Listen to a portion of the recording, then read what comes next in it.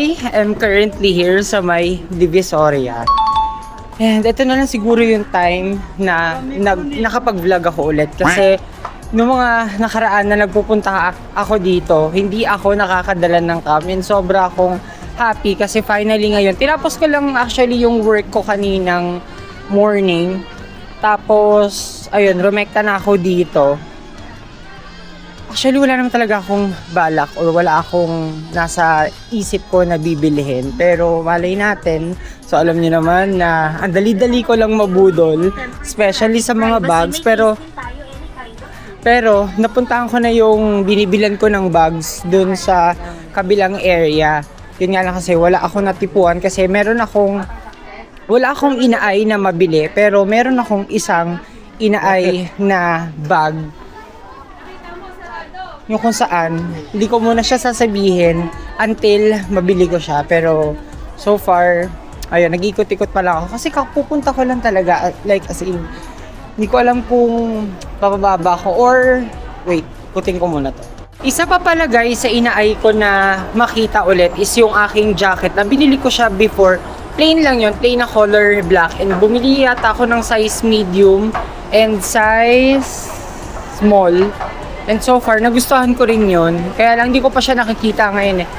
Binabalak-balak ko nga na bilhin siya through online.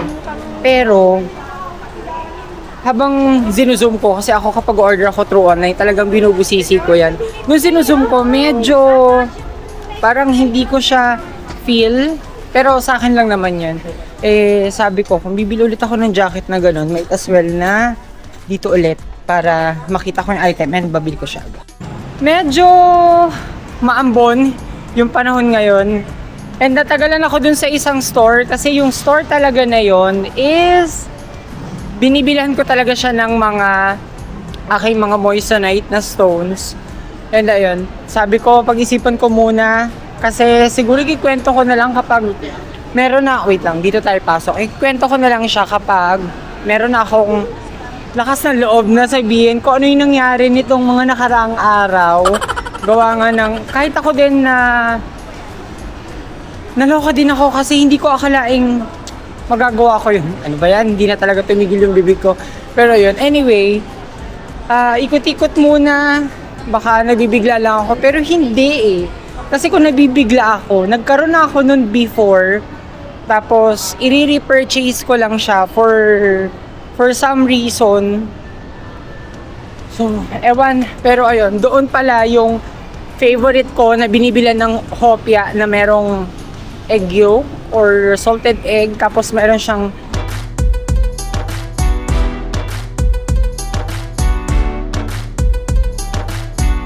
finally guys, sobrang happy ko kasi sabi ko na nga ba mabubudol ako eh. Wala talaga pero happy ako again kasi nabili ko na yung dream ko na necklace here sa aking supplier dito sa may Divisoria. And ayan, nandito ako sa likod ng tree ng Lucky Chinatown. And dapat papasok ako sa loob ng mall. Pero sabi ko wag na para mas ma-appreciate. Ay, nakikita ko yung Marugami Udon. May Marugami Udon dun eh, pero hindi ako dyan makakakain. Ang agenda ko naman next ay, nga pala, bumili na ako ng panlock sa aking kwarto kasi nasira na nga yung aking digital lock. And then, ano pa ba? So, punta ako ng Ongpin para tumingin ng may Dubai Chewy Choco. Yeah, natikman ko rin siya at last nung nakaraan kasi umalis kami nung Sunday and binila ko sa Laisha ng Dubai Chewy Chocolate. Ang ganda. Yung mga lucky. Ayan. Saan na ba ako? Going back, pupunta akong Ongpin kasi titingin ako ng Citrine naman na bracelet. And kung meron akong mahanap doon na makakainan, doon na lang din ako magla-lunch kasi time is already 2 PM na. Hindi, alam ko dito yung lusutan eh. Good evening guys! So karugtong lang to ng mga previous na clips ng aking pag-unbox na naman sa aking mga pinamili through online. And kung mapapansin niyo guys, medyo iba na naman, or should I say, iba na naman yung, wait lang, yung setup ng aking mini office station. Kasi from, wait lang, pakita ko lang. From dito na nakalagay itong aking table, nandito siya. Nilipat ko siya dito ulit sa ilalim ng aking loaf bed. Kasi for some reason, hindi ko pa pala ito na-share na ginagawa ko siya every after 3 months. Wait. Pero hindi ko, matagal din na nandoon yung aking table sa aking gilid ng TV. Yeah. So, ang dilemma ko noon, since nandito yung aking, wait lang, ang gulo. Yung aking table sa gilid ng TV, hindi ko nagagamit yung aking TV kapag kumakain ako. So, ang tendency, ginagamitan ko pa siya ng aking, yung aking iPad para nanonood ako. Pero ngayon na nakabalik na dito sa ilalim ng aking loaf type bed, is okay na. So, nagtitimpla lang ako netong, nagbalik loob ho ako, hindi to sponsored. Just so happen na last year kasi nag-hoard talaga ako ng mga beauty collagen milk. At ano nga ba? Dami ko ng chinichika. Pero pinag-iisipan ko kasing mabuti kung ano yung pwede kong gawin or kung ano yung pwede kong ilagay dito sa blank na wall. Ayan, para naman merong aesthetic ng konti. Hindi lang basta ilaw, hindi lang basta kung ano-anong nakalagay. Ito kasi functional to eh. Umiilaw talaga siya guys. Ay, parang gusto ko siya pa ilaw. Ayun. At, ang kagandahan, share ko lang din sa inyo guys, na ang tagal na sa akin itong Aura Share na to. Hindi rin to sponsored. Binili ko to ng sarili kong pera. Ang tagal niya sa akin. Last year ko pa to nabili. And sobra ko siyang na ROI. Kasi, wait lang, ito ata ang sira. Ito ata ang aking ilaw. Sobra ko siya na ROI kasi bukod sa ang tagal niyang malobat, ang bilis niya ma-charge. Tapos, ang kagandahan dito, meron pa siyang Type-C. Yan. So, you can see guys, meron siyang Type-C here. Tapos, itong kanyang USB saksakan para sa kung anong gusto ninyong isaksak, pwede. Wait lang, ba't ayaw gumana? Ayun na, gumana nung binili kong ilaw from Lazada. Kasi na-stock na to guys, nagkaroon na siya ng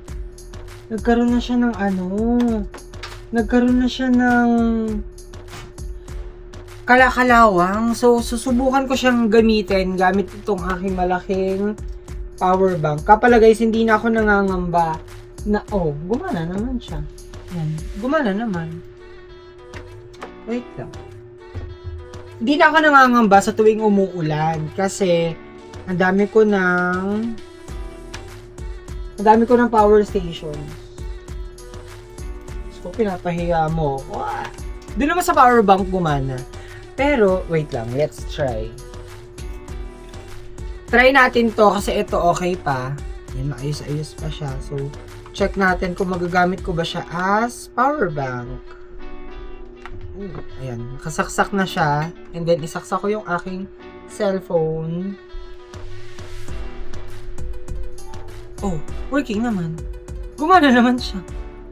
Pero hindi ko lang alam kung bakit hindi siya gumana sa aking ilaw here.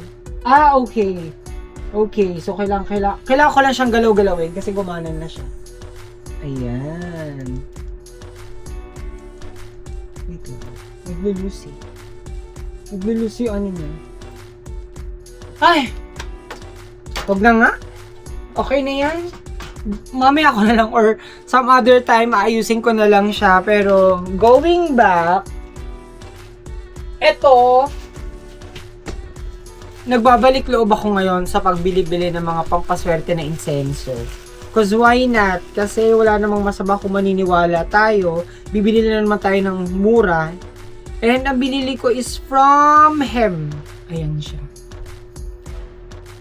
Na-amaze ako ngayon sa mga delivery time na dumarating. Kasi ang bibilis nila Like, ito, in-order ko lang actually, ito yung una kong chinek out Incenso rin to.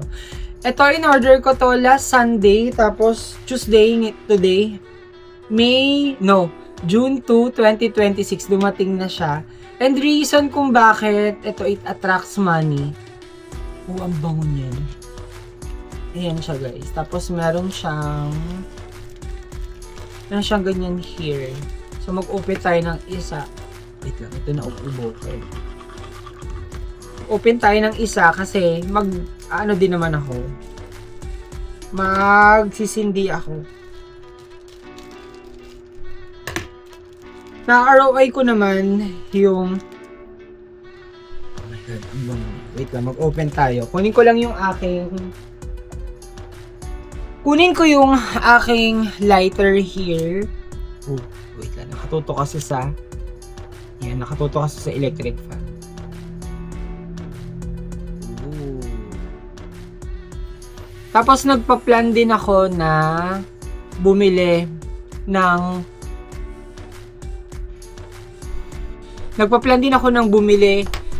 isa pang malaking version ng aking Arowana fish na pampaswerte rin siya. Ang bango niya. Pero ito, baka dito ko na lang siguro. Actually, lahat naman tinatago ko sa cabinet para hindi siya cluttered. Ayoko siyang ilagay dun sa gilid. Pwede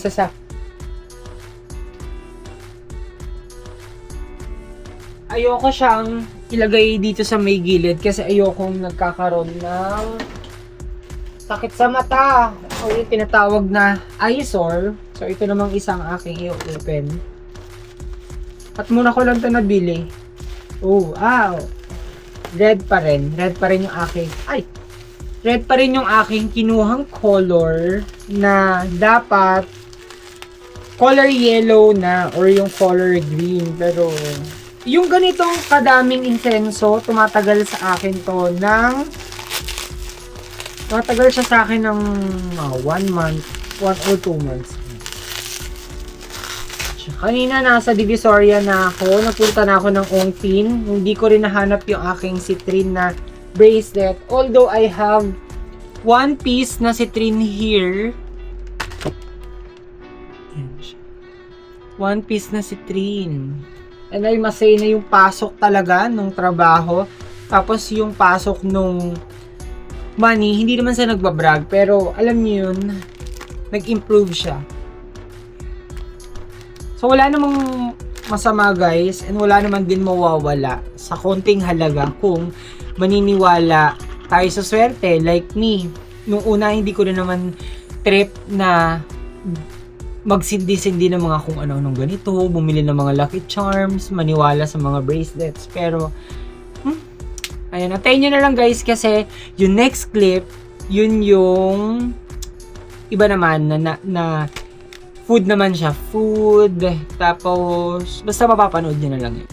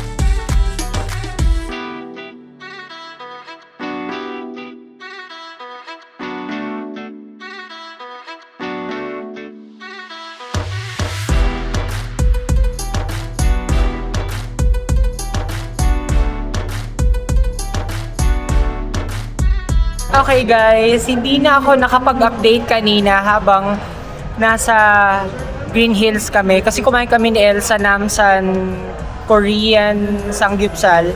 Actually, nung minessage niya ako, sabi niya sinenda niya ako ng video from TikTok. Sabi ko sa Pasay branch yun. So, sakto yung work ko is sa may Mandaluyong area lang. So, tinapos ko siya agad. Then, pumunta na ako doon. Tapos, ayun, na-enjoy ko naman. Especially yung kanilang, ano ba na-enjoy ko doon? Actually, lahat walang tapon yung food. Lahat ng mga food selections, okay, panalo. Hindi namin first time na kumain doon sa Namsa. Nakakain na rin kami doon way back before. Tapos yung katabi nga nun, merong Lan Hot Pot.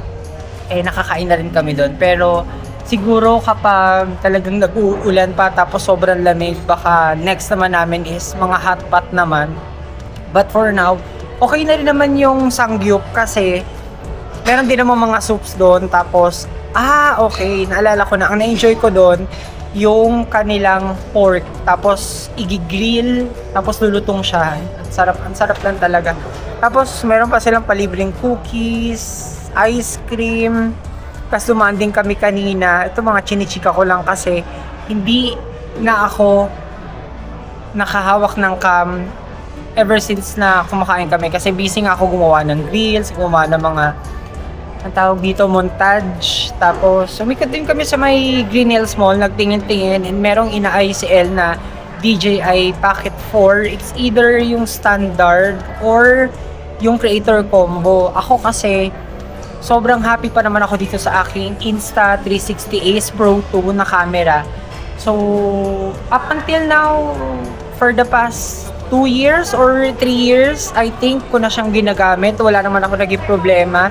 Hindi ako na-hassle sa kanya. Yun nga lang, ang main ko sigurong nagagawa is lagi ko nababasag yung mga tempered glasses niya. So, nakadalawang palit na ako. Ay, oo nga pala, buti pinaalala ko. Or buti na mention ko dito sa vlog kasi kailangan ko na pala umorder ng another set ng tempered glass kasi itong Insta ko, actually, 3 yung tempered glass na kinakabit ko sa kanya. Isa dito sa pang view ng screen, tapos isa dito sa mismong camera, then yung dito sa may gilid na part kung saan nakikita yung record, yung yung battery percentage, tapos some other, 6 hours 48. Dito ako nakatingin sa kabila. And jump. So, nandito naman kami ngayon sa may Anytime Fitness, SM Santa Mesa branch. Hindi po ako mag-enroll. Although kanina, tinatanong ako kung baka daw gusto kong sumabay. Pero, sorry guys, hindi talaga para sa akin ang pag-gym. Kasi, si El na po ang nagsisettle niyan. At si El na po ang talagang, ewan ko sa kanya kung dito talaga siyang magbalik loob sa gym. Pero siguro, some other time, baka sumama ako sa kanya, mag-gym na rin ako. So, malay nyo naman. Sakto rin na dito kami sa SM Santa Mesa napadpad kasi chinek ko rin yung ibang mga restaurants na pwede naming makain. Para sa darating na Sunday, every Sunday ang labas namin 4 or 3. Isa kasi hindi kasama si Paulos. Kaming 3 lang. Ako, si Mami, tsaka si Isha. So, meron ako napupusuan. Actually, 3 restaurant dito na magkakailera na nag-offer na magandang mga food deals. So, baka doon ko sila dalhin by Sunday. Yeah, Sunday. Nababa-agenda ko for tonight. Okay. Mamaya guys, kita-kita tayo. Kita-kita talaga. Kasi, dumating na yung 2 order ko from... Alam niya naman. I am home na. And wait lang. Settle ko lang to. Open ko lang yung lights. At, syempre, kukuha muna ako ng aking beauty collagen milk bago ko i-unbox yung aking mga pinamili from TikTok shop. As I promise, yan. Since ito kasi, alam ko malapit na siya ma-expired ng August, and yung isa naman is September.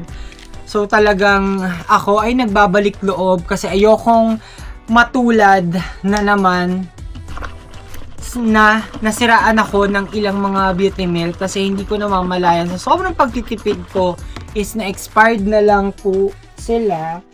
So, pakita ko na sa inyo to. Actually guys, amaze ako kasi ang bibilis dumating. Like ito, in-order ko lang ito kahapon ata. Tapos, ayun, dumating na siya. So, nag-restock lang ako netong aking gluten-free. Yan. Nag-restock lang ako. Bumili lang ako kasi it's buy one, take one. Nabili ko lang to for only, wala pang 500, 2 peraso. And itong 4, nabili ko lang 700. Wala pang 750. For 4 pieces na siya. So, ito yung aking bagong tinitake ngayon. And so far, so good. Kasi nakikita ko naman na sobra talagang nagiging effect. Sobrang effect sa akin. What I mean. Nababa ko lang ng konti. Yan. And, ganun kasi talaga ang ways ko guys. Kapag meron akong sinusubukan, nagsistick lang talaga ako sa isang brand. Actually, meron din ako nito. Ito, lalo na to. Ito yung Gluta-Gen C. Tapos, meron din ako netong collagen chuchu. So, para naman sa last, hindi ko na pahabain to kasi hindi naman talaga ito yung intended na vlog for talagang unboxing. Kaya kung mapapansin ninyo, puro clips lang, puro pahapyaw lang yung aking mga video. It's just because hindi naman ho ito yung malakihan talaga na inipon ko ng matagal, or hindi ito yung vlog na nag-antay ako na makumpleto yung mga pinadeliver ko kasi wala pa naman yun. So, para naman sa next, nag-restock ulit ako netong Coco na ito naman ho kasi yung gunting, 'di ba? Bakit ko pa pinili? Nag-restock lang ako netong strawberry na from Coco Food. Ayan, sobrang love na love ko to guys. Although sabi ni Mami, medyo matamis daw siya. Pero okay lang. Kasi I love sweets. At na-enjoy ko kumain. Nag-ano lang ako, control kasi since matamis nga siya.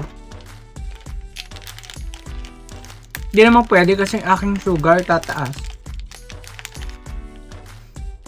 2, enough na.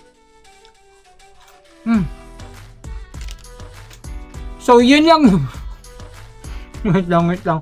So, yun lang naman guys ng update sa aking life nitong mga nakaraang araw and sa mga pinag-haul ko. So, thank you so much guys.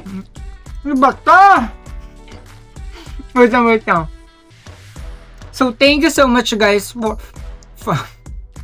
for watching. Don't forget to subscribe to my YouTube channel, Lance Ivan Vlog. And please, like and share this video if natuwa ka. So, see you guys kasi kumakain pa on my next vlog. Bye!